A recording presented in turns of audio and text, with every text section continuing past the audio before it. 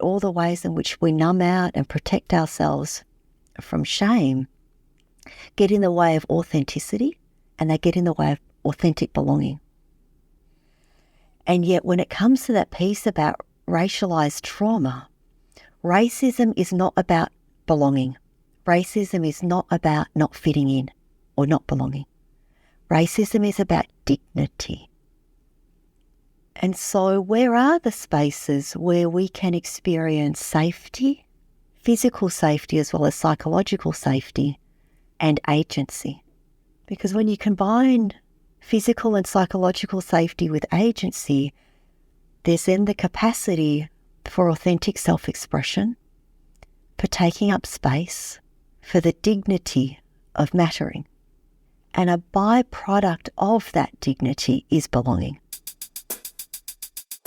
Welcome to Therapist Uncensored. Building on decades of professional experience, this podcast tackles neurobiology, modern attachment, and more in an honest way that's helpful in healing humans. Your session begins now with Dr. Ann Kelly and Sue Marriott.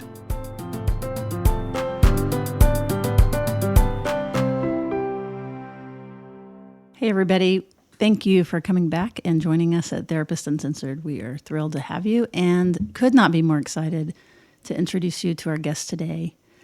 Linda Tai is a trauma therapist and educator who specializes in brain and body-based modalities for addressing complex developmental trauma. Her work centers on healing with a special focus on experiences of adult children of refugees and immigrants. Welcome to the show.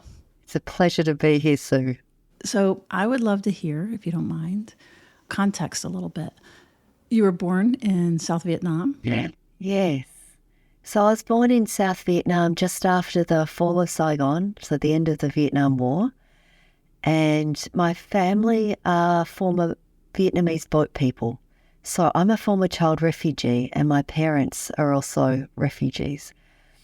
And it's taken the entirety of my life to actually grasp the context within which the circumstances of my becoming into this world arose. I felt so bereft in the world. I had parents where we didn't even speak the same language as each other because I'm living in Australia with them, and yet they speak Vietnamese. And I'm having struggles with mental health issues, with addiction. I felt this huge gulf between us, and yet this immense desire to try and make sense of myself and of them and of my life.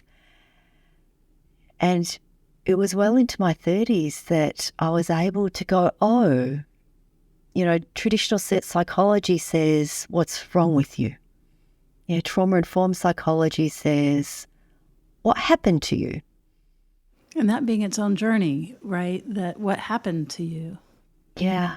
And then culturally informed psychology says, what happened to your people? And liberation psychology says, and what continues to happen to your people?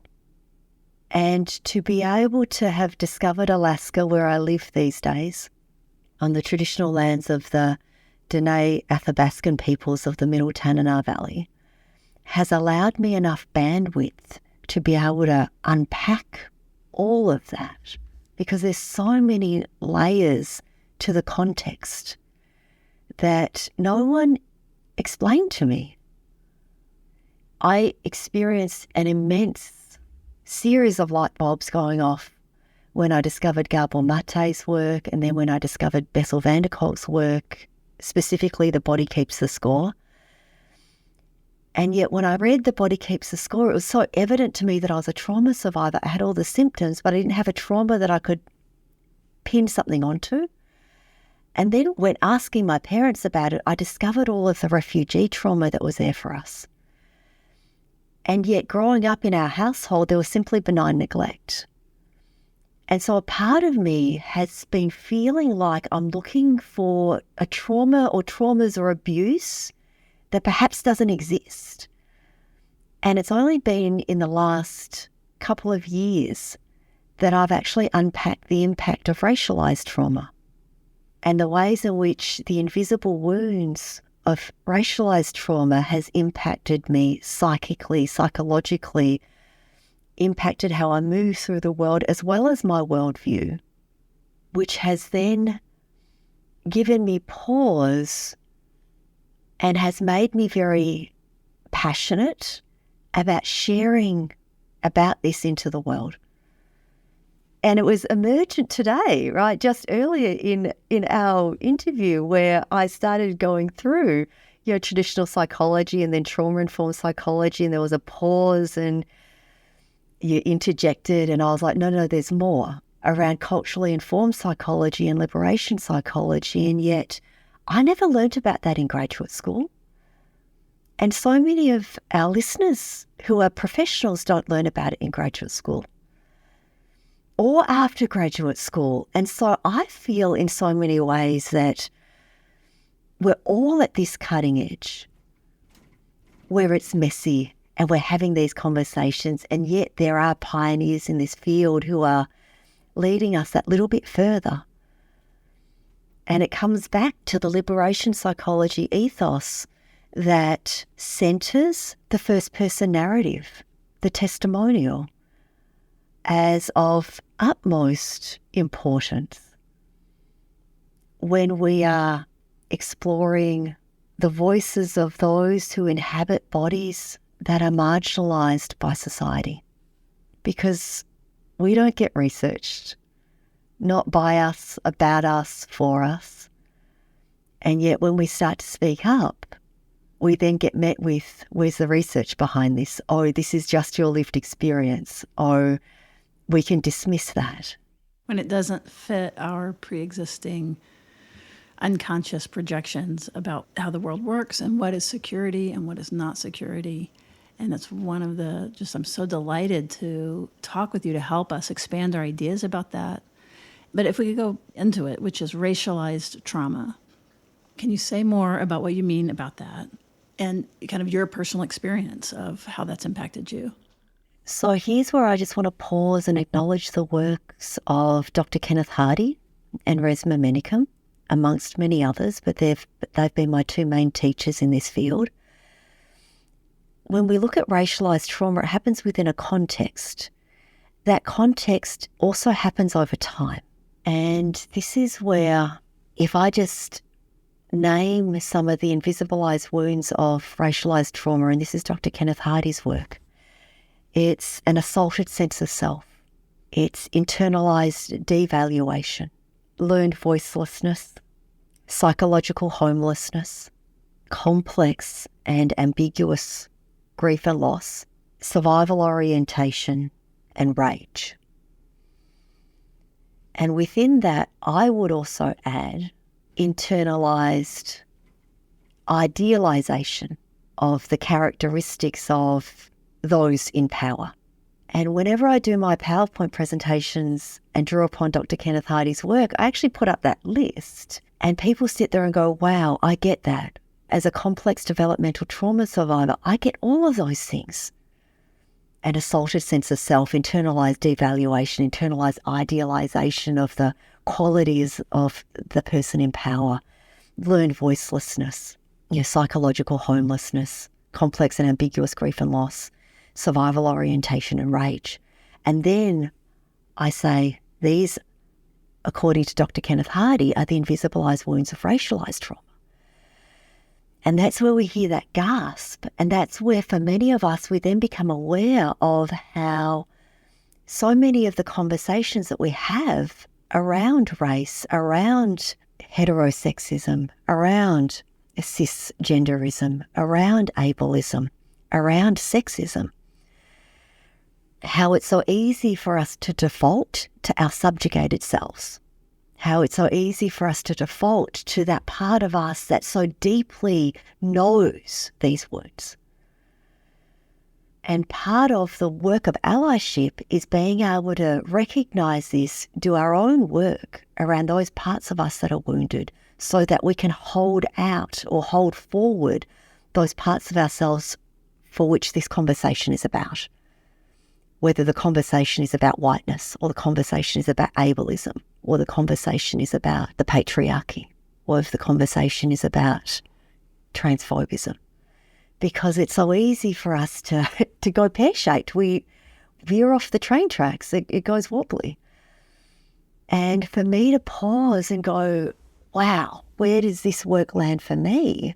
For me to recognize that so much of my core wounding around shame, and while I love the work of Dr. Brene Brown, like I got so much out of that for myself as well as for my clients. I worked in addiction recovery for over 10 years.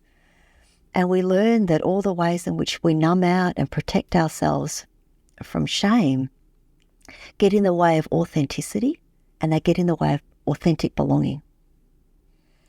And yet when it comes to that piece about racialized trauma, racism is not about belonging. Racism is not about not fitting in or not belonging. Racism is about dignity. And so where are the spaces where we can experience safety, physical safety as well as psychological safety, and agency? Because when you combine physical and psychological safety with agency, there's then the capacity for authentic self-expression, for taking up space, for the dignity of mattering. And a byproduct of that dignity is belonging. And you had mentioned a Kenneth Hardy quote before we got on that was really meaningful to you. Would this be a good place to? Yes. Oh, thank you for that reminder. Yeah, he says so many brilliant things and they rattle around inside of me.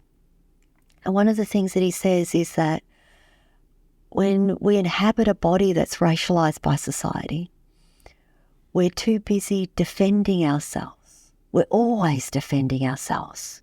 It's that assaulted sense of self. And so we don't get to then define ourselves. And when we do define ourselves, we're defining ourselves in terms of who we are not, rather than who we are. And even when we are defining ourselves in terms of who we are, other people are then trying to compartmentalize us or figure us out in relationship to the categories, the stereotypes. So there then exists the opportunity or the possibility within myself to lean towards the stereotype, because stereotypes arise for a reason and we each inhabit various aspects of that stereotype. And part of my task is to lean towards that stereotype without feeling like I then need to defend myself. I get what you're saying, especially in context with the quote, that if we're pressing against something, I'm gay, but I'm not XYZ, it's still a disownment of potentially parts of ourselves. Would you be comfortable saying how that applies in your case? Like if you were to lean into it, like what do you get the benefit of moving into in yourself that you might otherwise miss or not even know? Sure.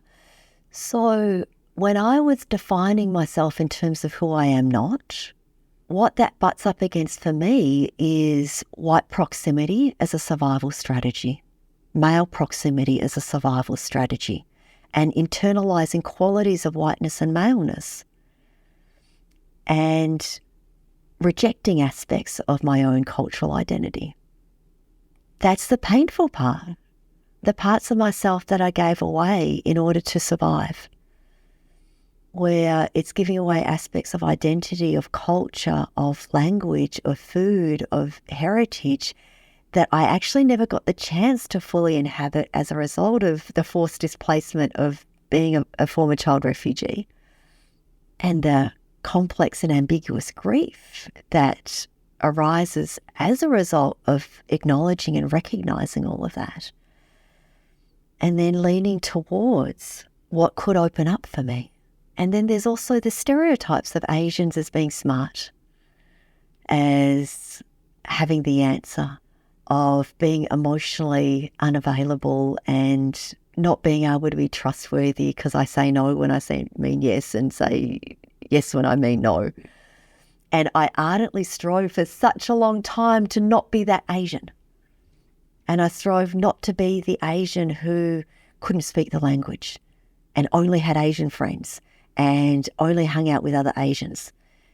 And in the process of that, I lost my Asianness that I never got to experience or inhabit, my Vietnameseness.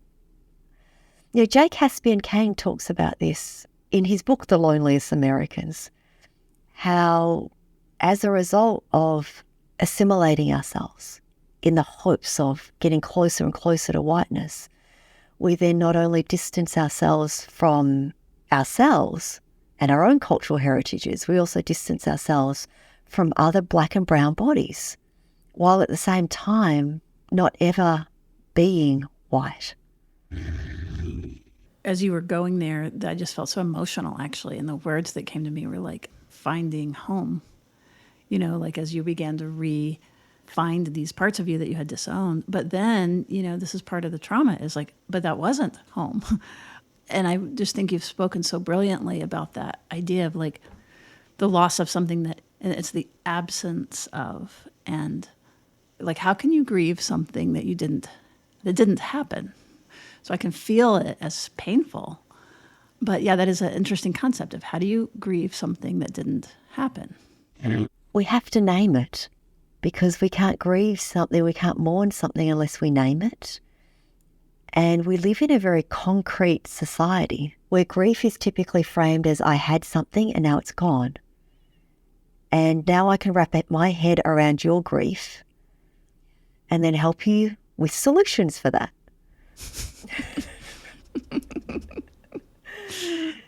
Yeah. We're gonna fix that right up. Yes. And when it comes to these unnameable losses, it's a grief over something I never got. And yet, in my work with adult children of alcoholics, that's where I actually then started to recognize the grief for the inner child, the grief for what we didn't get, and the pervasive weight, the vastness of that emptiness, and the loneliness. I mean, across all forms of attachment disruption is loneliness. My understanding of, as a cisgender white woman, I don't know, but the trans experience, like not having this identity that was recognized in the world, even recognized by yourself as a child, the concept of it has to form. And in some ways, the only way that it ever forms is by it being like manifest out there, which is some of your work, is like, let's form it so that you can get to the grieving. Yes. And let's form that community. And even just the idea or even the feeling of it, or it's like we talked about emergent. It's like the way that I'm thinking, I'm not sure if this is right, but like it's not a thing you can point to. It's like you said, this is ambiguous loss. So it's like it begins to form as like there is something there, but how do you name what that is? And even without the name, as it takes form, then there's something that you can feel that is missing or there, or that you can relate to. But there is something about it needs to be manifest in the world in order to even know that it's not available. Now I feel like I'm talking in circles, but I think are you following? Am I on the right track? Yes. Okay. Yes. Help me out.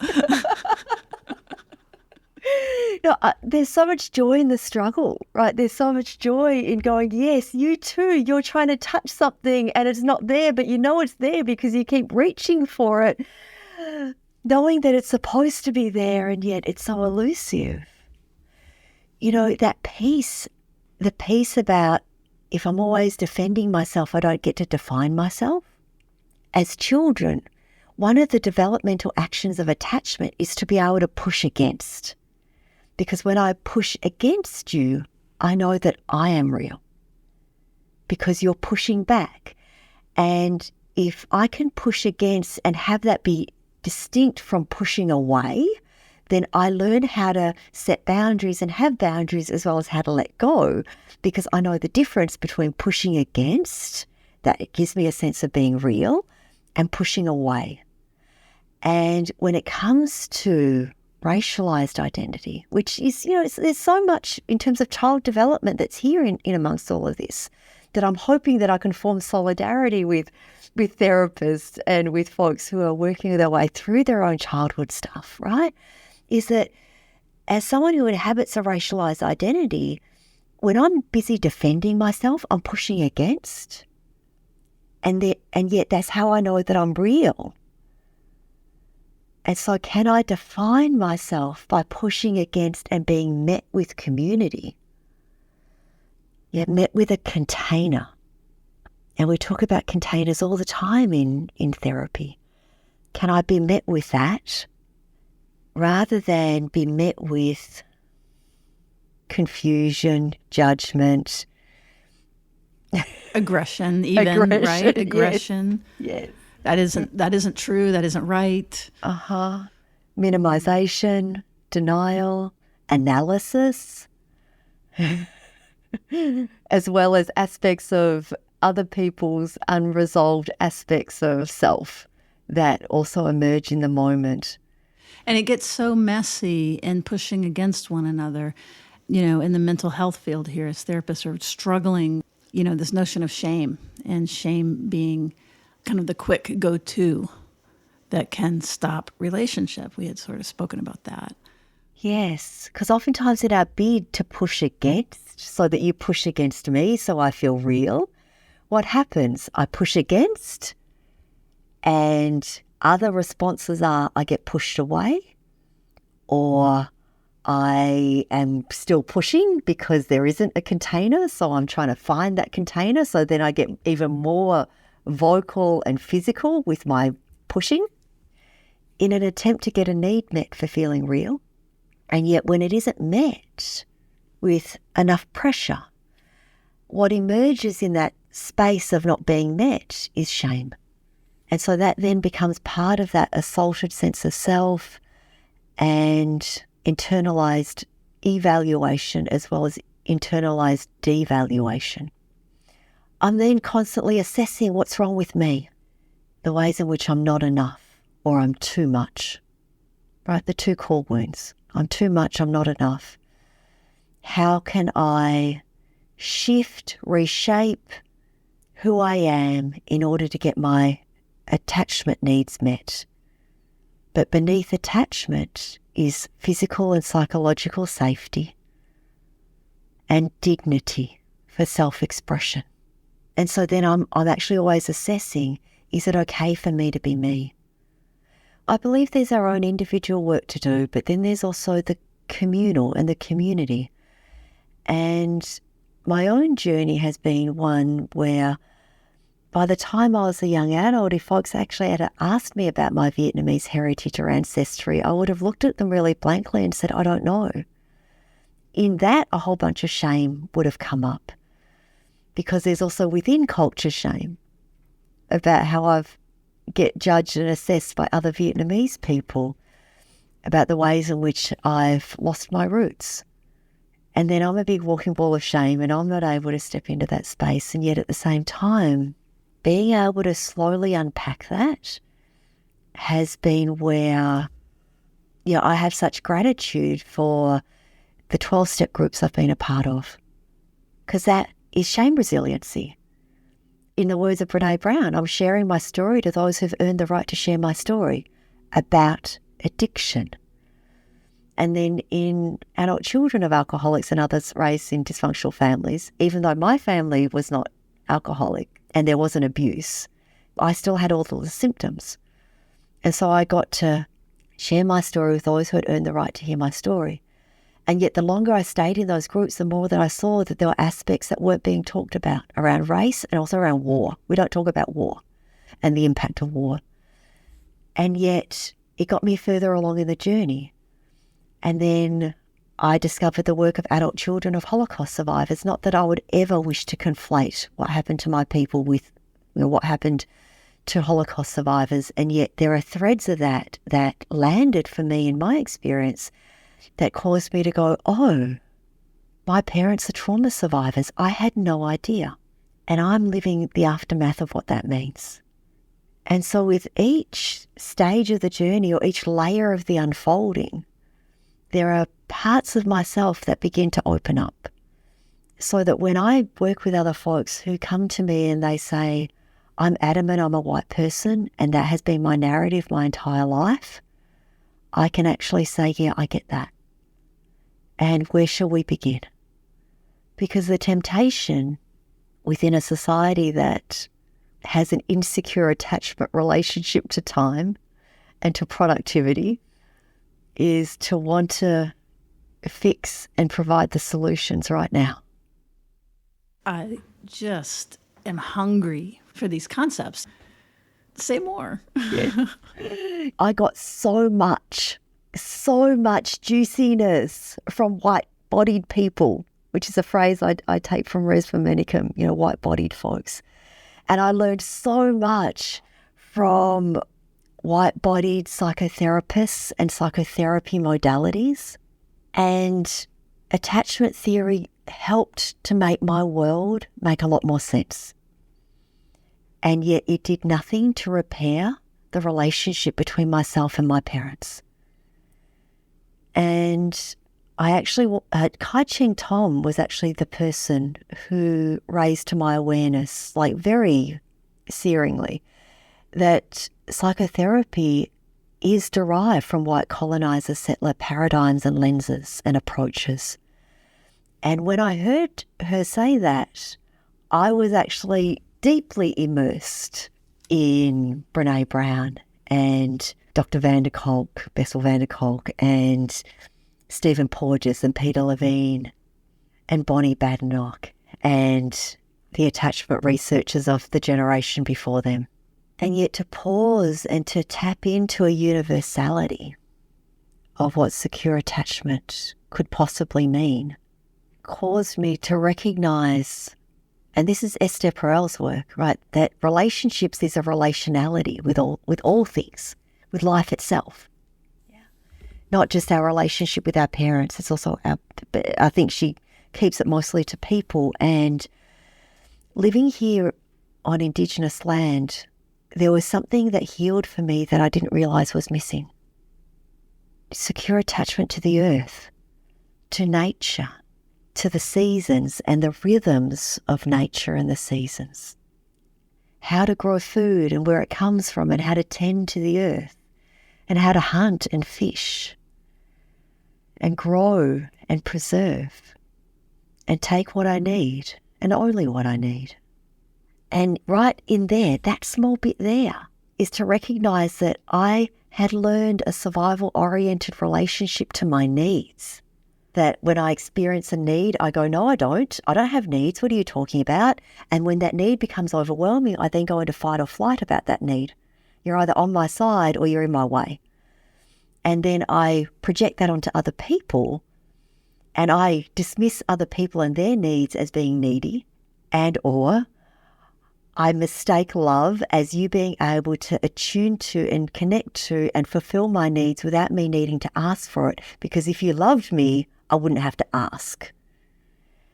So relating with my own needs and the needs of others, the needs of the planet. Secure relating with ancestors, and not just ancestors who are bloodline ancestors.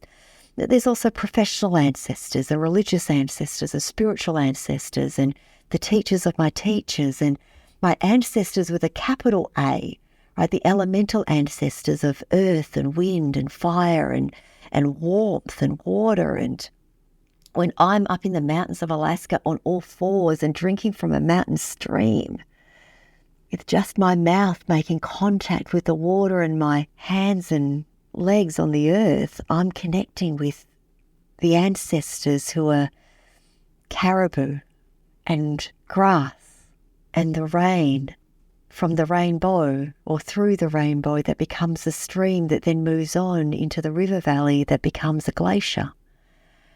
Right? These capital A ancestors.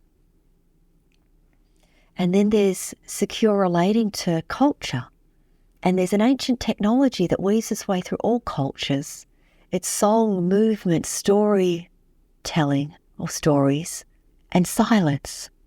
So to relate securely with these aspects of culture and cultural heritage, as well as the rituals which are the containers for song and movement and story and silence, that mark the passage across the course of a human lifetime, as well as the containers of language and customs and food and ways of being and moving in this world that give us a sense of kinship, as well as ancestry and ancestral lineage.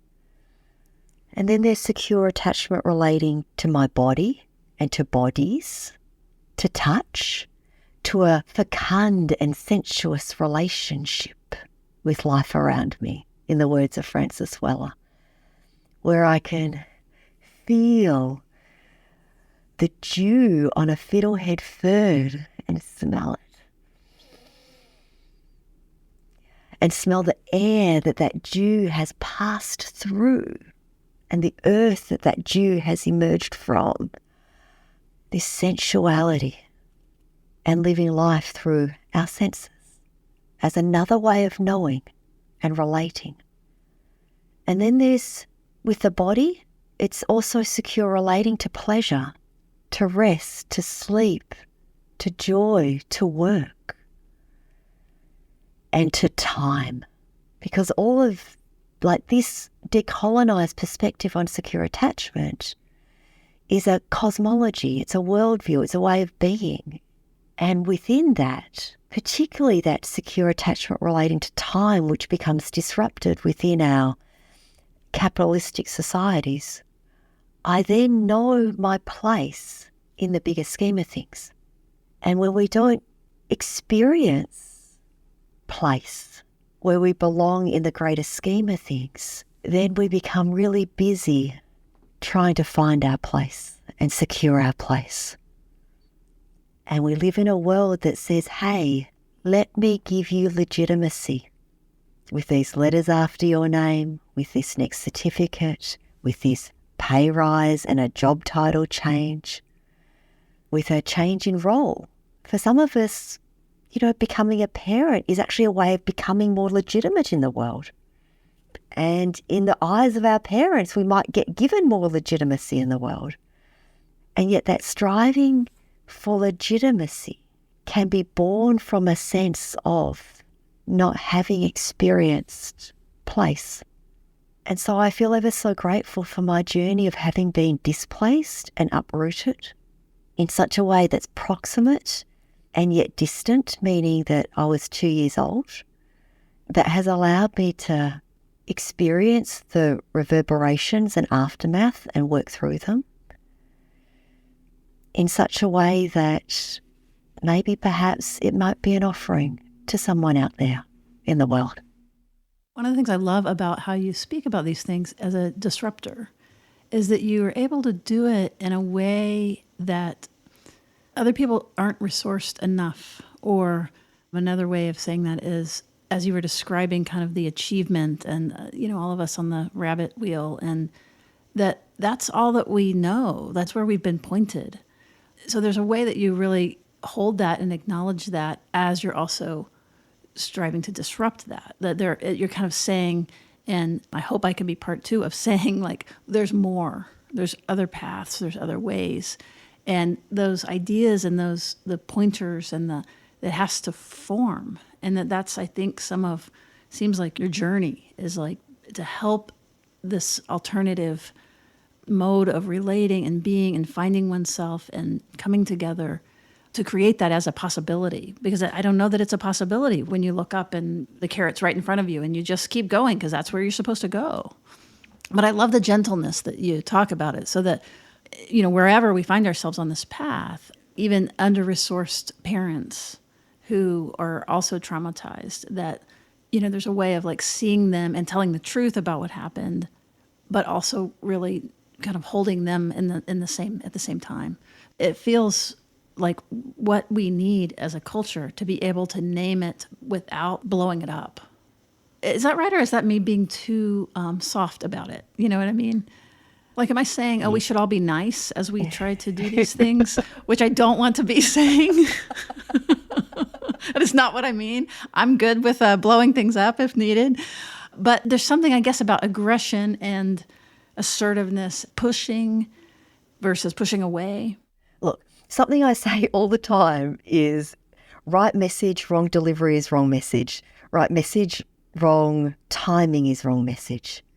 And in amongst the world of social justice voices, there are times when my nervous system is up here and I'm full of passion And yet it's very easy for other nervous systems to misinterpret my passion as aggression or aggressiveness. It's very easy to misinterpret excitement as I'm going to be overwhelmed by that. And there have been times when my nervous system is down here and I'm pacing things more slowly. And there are other nervous systems in the space that are like, come on, I want you to ramp it up. Like, give it to me with a passionate delivery. And so I get and I hold with so much love that we each have different nervous systems. And to be able to just hold that and to find the resource that you need for you, the resource that I need for me, so that I can continue to be myself and know that I am enough in this world as I am. And I hope that it can be okay that today I have a gentle delivery. And that it doesn't get misinterpreted as, a weaponizing of calmness and a lack of passion for the topic. I also get that for many folks out there, being able to hear some of the things that I've said today with the nervous system I'm currently inhabiting is actually the delivery that is meeting your nervous system. And if that is what you learned from today, I mean, this is something I've been cognizant of for a while, is that when I learn how I learn, I can learn anything. And as someone who started out teaching meditation and teaching yoga, I was taught that teaching is the art of observation. So when I learn how you learn, I can teach you anything. And more importantly, when I learn how you learn, I can teach you how you learn, and then you can go and learn anything you want to learn. So let me just ask a point of clarification. So when I said a moment ago about the balance between disruptive and did I come across as saying that there was anything wrong with your delivery? Mm-mm. Okay. No. Because when you went there, I was like, oh no, that's not what I meant. But see how it happens. It happens so quick. So I just wanted to check it out. It's like, that would be terrible. It's like you're Not at all, Sue. Not at all. Okay. Yeah. Good. Yeah. That's wonderful. Well, I love this dance, and I know that many people that are listening are just as moved as I am. And, what are next steps? Where would you direct people, the folks that are just excited and like, yes, that. If I land into emergence and I speak into that which is emergent for me, what my invitation would be to invite you to step into that emergence for yourself, right? Whatever emerges for you. Because when we can name that which emerges, what happens is then the world will present us with the next piece. And the world is actually always presenting us with the next piece. We just don't see it because we're not in alignment with emergence. I love your answer, by the way. Otherwise, there's just a new carrot. And you took the carrot away. And it's like, no, the carrot isn't here. It's more of tuning in. And I really get that. It's our responsibility. There's not just something to sign up for or something to go do. That really is this practice of, we talk about it on the shows, like secure related to like come back to yourself, like being your right size. You don't have to be bigger. You don't have to stand on your tippy toes. You don't have to run. You don't have to, you know what I mean? You don't have to shrink and huddle.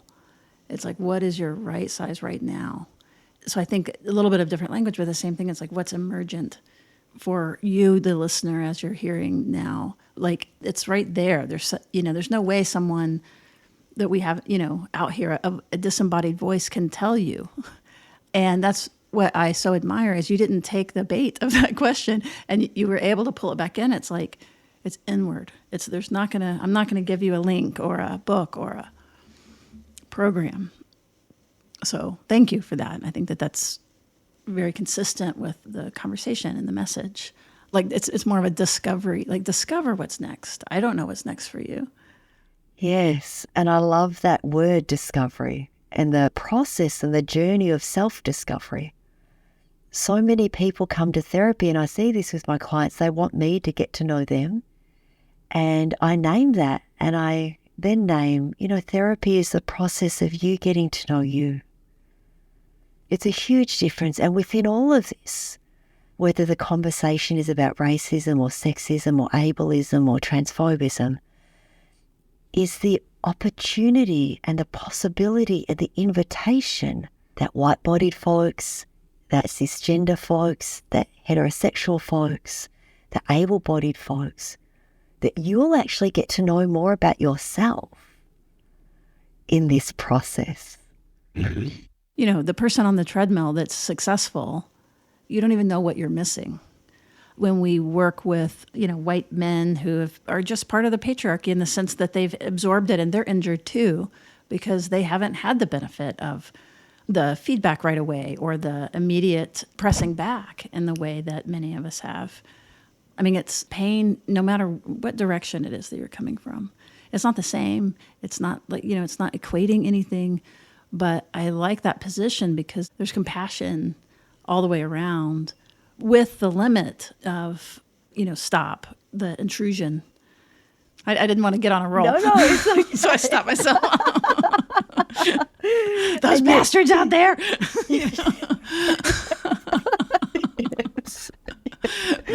That defeats what I was trying to say. But it's I really do mean that that we're all injured by it. So I'm glad for the inclusive language at the end around. It doesn't, even if you heteronormative, able-bodied, the script, if you fit the script, it's still uniquely a loss of so many parts of you. Yes, and the willingness to become transformed by the process of what you will discover about yourself or what one discovers about oneself. That's the joy in allyship. Yeah, and that's the difference between performative allyship and true allyship. And it's a process. It's a process. It's my parents turning around and saying to me, I wanted to grow as a result of bringing you into this world.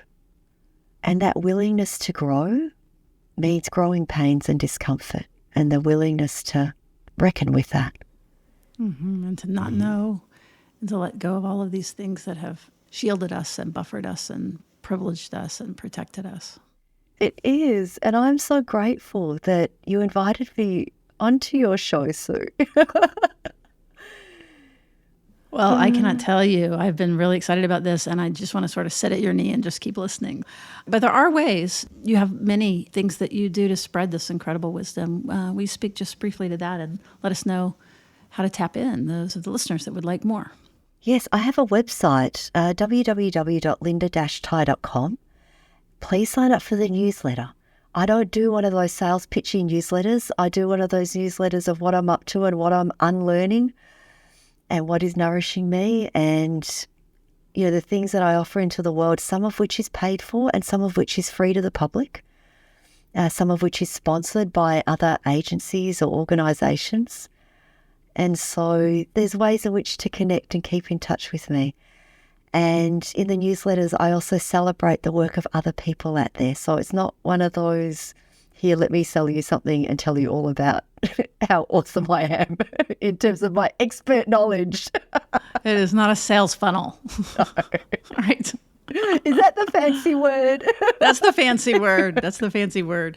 Click here to get this free something or another, and then you put in your email. It's terrible. Yeah, it is terrible. Well, it is. It's the carrot again. The carrot. So that's wonderful. So we will put all of that in the show notes and any other resources that you share with me. Go to therapistsuncensored.com. And then there's a search function, and you can put anything that you want to know about. But Linda Ty, Thai, is who has blessed us with her experience and wisdom. And we also want to acknowledge that it is a real gift for you to share your story, that it's not something that you have to do, and really appreciate that. All right, everybody, thank you very much for joining us and for sticking through this beautiful conversation. And we really encourage you to share it with someone that you feel could benefit. That's all I'm going to ask. Is just share the word. All right, thanks for listening. We'll see you around the bend.